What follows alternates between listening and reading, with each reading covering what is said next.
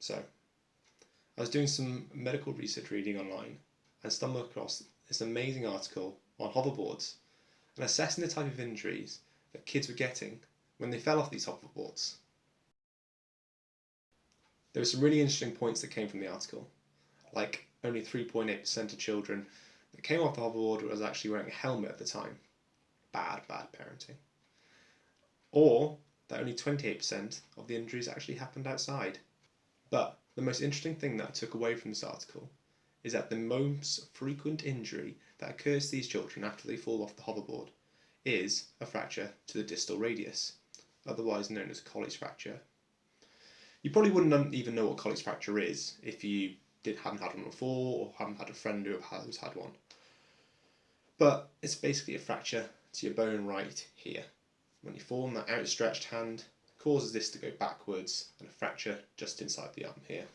But in this video, basically, I want to lay out a blueprint for what the Colles fracture is. Look a bit at the history, look a bit at the anatomy in the arm and see sort of the bones that are in there that are causing the problem. And then look at the management. So what are we going to do for you as the patient going forward? And how are you, the patient, going to get better?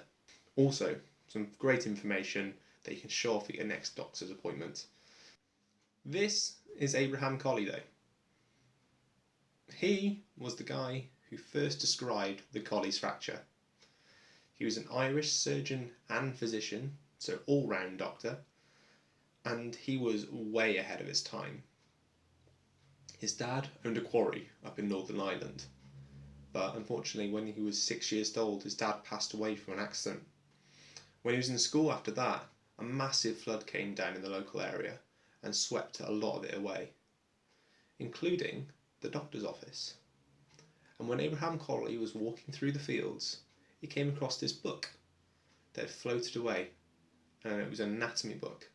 From then, Abraham Colles knew that he wanted to have medicine as a career. Abraham Colles went on to describe other things, such as Colles fascia, and also Colles ligament, which is otherwise known as your inguinal ligament. What did Abraham Colles actually name? Well, this is a radius bone. Fits into your arm just like this, as you can see here. And this groove right here is where the wrist actually sits. And when you fall on that outstretched arm, like we were showing you before, the wrist bends backwards and it causes this bit of your bone just in here to break. So, just to show you using the actual model, when you fall on the hand, when it's outstretched like that, it causes pressure on this bone here, the radius bone, and causes this bit to break here. Obviously you can fall on your hand like this as well, but that's not a natural reflex for us. We usually want to fall like that rather than like that, so I won't talk about that much today. This is an X-ray of a normal wrist, and this is an X-ray of a Colles fracture. So now we understand how the Colles fracture occurs, a bit of the anatomy behind it, and how basically your wrist is detached from the rest of your body for a short period of time. We'll go into a bit of the management now and what they're going to do in A&E. So, when you initially get to A&E, they'll want to do some X-rays, see how badly that wrist has been displaced. Then, they'll want to get it back into alignment. So, they'll be injecting you with some local anaesthetic to make sure it's numb, and also possibly giving you some gas and air, which you can breathe on, and it makes everything feel a bit more lightheaded so you don't feel the pain as much. Once it's back into alignment, you'll need one of those plasters on your arm. Yep, that's that thing that everyone used to write on in school. Everyone used to write their names and signatures, and on final day of school you used to be absolutely covered. But this will keep your wrist in alignment for that next few weeks to make sure it doesn't have any deformity. Be warned though, when it comes off, it might be a bit stinky. You know, it's been on there for about 4 weeks now. Sweat's built up, debris built up underneath there. Just make sure you give it a good wash when you get it off. During this time you've also got the plaster on.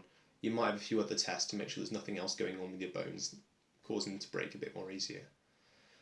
If you're a child and you've fallen off your hoverboard pretty hard, likelihood they're going to be absolutely fine, so don't worry.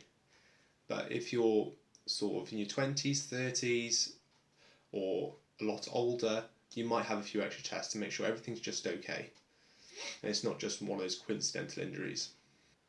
If anything does come back and there is a problem maybe with some sort of metabolism within your body, you might need a bit of extra help and support from the GP or the doctors in the hospital and the physios. But don't worry, there are people there to support you in that. In those first couple of months after having the cast off, your wrist is going to feel really, really stiff and you're going to have not a lot of range of movement at all. But as you continue to engage with the physiotherapists and you keep moving it around, you will get that movement back and you will start to get that strength back. Now just to talk about some side effects. Some people can develop carpal tunnel, which is this thing going through the hand, and it causes pins and needles and things like that. There are plenty of surgeries or needle decompression you can have for them though. They can fix them pretty quickly. But yeah, that's your Colles fracture basically summed up in 5 minutes. I think this video is probably going to be. Thank you so much for listening. Really, really appreciate your time. If you've got any further questions or you'd like to ask me anything else, just please don't hesitate to reach out and just send me a message. I really enjoy doing these type of videos and I would love to keep doing them if that's possible. Yeah, let me know if there's anything you'd like me to do further in the future. I'm all open ears as I've got time now over the next sort of month or so to just keep putting them out. And yeah, again, if other questions you'd like to ping me, don't worry, I can answer them as best I can. I'm only a medical student, but I've got about 12 months left of my degree. If you've got any questions about that or postgraduate medicine or anything, please don't hesitate to get in touch. Right, thank you very much.